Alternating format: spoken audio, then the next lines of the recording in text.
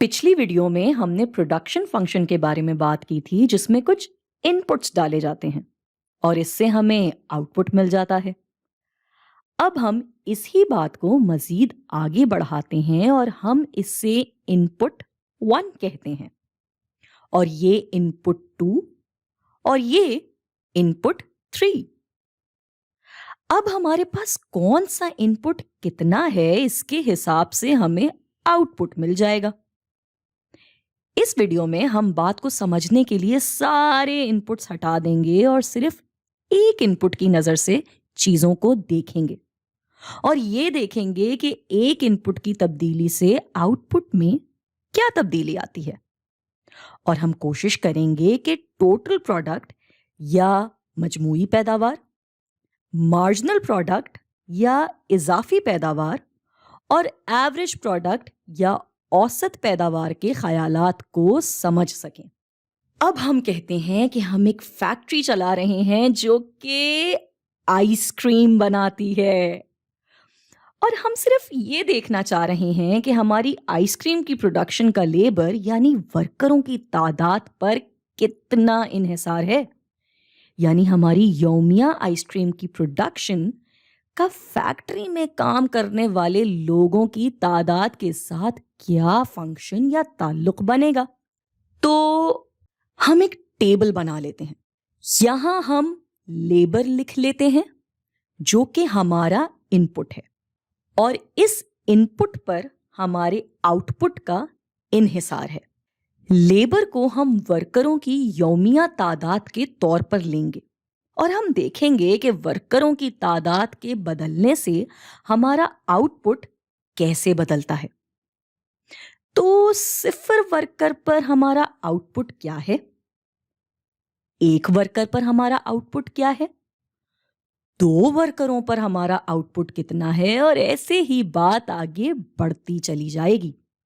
यहां हम अपना आउटपुट लिख लेते हैं और ये आउटपुट हमारी लेबर के एतबार से बने प्रोडक्शन फंक्शन की टोटल प्रोडक्ट का नंबर होगा और हम कहते हैं कि हमारा आउटपुट लीटर्स के एतबार से है।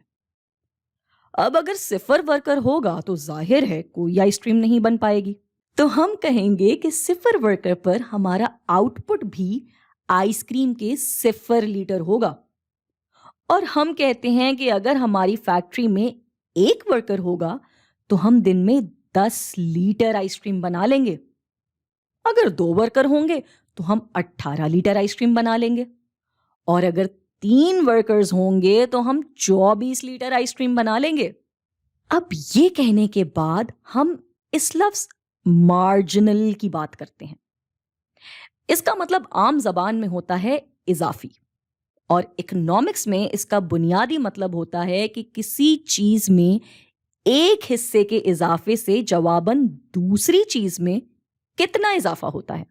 तो हम अपनी लेबर की इजाफी पैदावार या मार्जिनल प्रोडक्ट देखेंगे, यानी 1 वर्कर के इजाफे से हमारी कुल पैदावार में कितना इजाफा हो रहा है।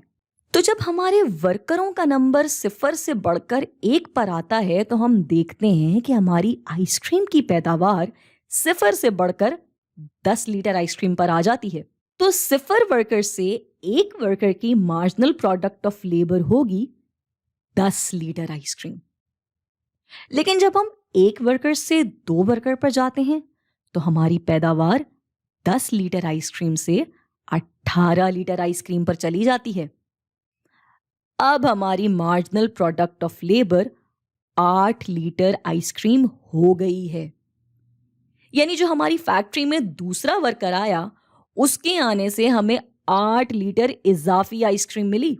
और जब हम 2 वर्करों से 3 वर्कर्स पर जाते हैं तो हमारी पैदावार 18 लीटर से बढ़कर 24 लीटर हो जाती है और अब तीसरे वर्कर के आने से हमें 6 लीटर आइसक्रीम की मार्जिनल प्रोडक्ट ऑफ लेबर मिली। अब हम यहाँ एक दिलचस्प चीज देख रहे हैं कि जैसे जैसे हमारे वर्करों में इजाफा हो रहा है हमारी मजमूई पैदावार में तो इजाफा हो रहा है, लेकिन हर इजाफी वर्कर के आने से हमारी इजाफी पैदावार या मार्जिनल प्रोडक्ट ऑफ लेबर کم ہوتی جا رہی ہے۔ لیکن ایسا آخر کیوں ہوتا ہے؟ اس کی ایک وجہ تو یہ ہو سکتی ہے کہ آئس کریم بنانے کی مشین شاید ایک ہی ہو اور تینوں ورکرز باری باری اس پر کام کر رہے ہوں، اور ایسے جیسے جیسے ہم ورکروں کی تعداد بڑھاتے جائیں گے ہماری مارجنل پروڈکٹ آف لیبر کم ہوتی چلی جائے گی۔ اس کم ہوتے ہوئے رجحان کو ہم اکنامکس میں ڈیمینشنگ مارجنل ریٹرن کہتے ہیں۔ ڈیمینشنگ کا مطلب ہوتا ہے کم ہوتے جانا، اور ریٹرن کا لفظ کسی بھی چیز سے ملنے والے فائدے کو کہتے ہیں، اور کیونکہ ہر اضافی ورکر سے ملنے والا اضافی فائدہ کم ہوتا جا رہا ہے تو ہم اسے ڈیمینشنگ مارجنل ریٹرن کہتے ہیں۔ اب ہم کچھ بات ایوریج پروڈکٹ یا اوسط پیداوار کی بھی کر لیتے ہیں۔ سادہ سی بات ہے، ہم اپنی ٹوٹل پیداوار کو ورکروں کی تعداد سے بانٹ دیتے ہیں تاکہ یہ دیکھا جا سکے کہ ہم فی ورکر اوسط پیداوار کتنی کر رہے ہیں۔ جب ایک ورکر تھا تو ہم 10 لیٹر آئس کریم بنا رہے تھے، تو ایسے میں ہماری اوسط پیداوار 10/1 تھی، یعنی 10 لیٹر آئس کریم۔ تو ہماری ایوریج پروڈکٹ پر ورکر ہوگی 10 لیٹر آئس کریم۔ جب ورکروں کی تعداد 2 ہو گئی تو ہماری پیداوار 18 لیٹر آئس کریم ہو گئی۔ اب اگر ہم 18 کو 2 سے بانٹ دیں گے تو جواب آئے گا 9۔ تو 2 ورکروں پر ہماری لیبر کی ایوریج پروڈکٹ ہو گئی 9 لیٹر آئس کریم۔ اور پھر اگر ہم 24 کو 3 سے بانٹ دیں گے تو ہمارا جواب آئے گا یومیہ 8 لیٹر آئس کریم فی ورکر۔ اسی بات کو ہم ایک گراف پر بھی دکھا سکتے ہیں۔ اگر ہم اپنے لیبر کو ہاریزونٹل ایکسس پر لے لیں اور یہ ہم ورکر فی دن کے حساب سے لیں گے تو یہ ہو گیا 1، یہ 2 اور یہ 3۔ ورٹیکل ایکسس پر ہم اپنا ٹوٹل آؤٹ پٹ یعنی مجموعی پیداوار لے لیں گے تو یہ ہم کہتے ہیں 10 ہے، یہ 20 ہے اور یہ 30۔ ایک ورکر پر ہم 10 لیٹر آئس کریم بنا رہے ہیں تو یہ ہوگا یہاں۔ 2 ورکروں پر ہم 18 لیٹر آئس کریم بنا رہے ہیں تو یہ یہاں کہیں ہوگا، اور ہمیں دکھ رہا ہے کہ سلوپ یا ڈھلان تھوڑی کم ہو گئی ہے، اور یہ سلوپ دراصل ہماری مارجنل پروڈکٹ ہوتی ہے، اور کیونکہ مارجنل پروڈکٹ آف لیبر کم ہو رہی ہے تو یہ سلوپ بھی کم ہو رہی ہے۔ اب 3 ورکروں پر ہم نے 24 لیٹر آئس کریم بنائی ہے تو یہ ہوگا یہاں کہیں، اور اب ہمیں دکھ رہا ہے کہ لائن کی سلوپ مزید کم ہو گئی ہے۔ جب ہم 0 سے 1 ورکر پر آئے تو پیداوار میں 10 لیٹر آئس کریم کا اضافہ ہوا، یہ ہمارا مارجنل پروڈکٹ آف لیبر تھا۔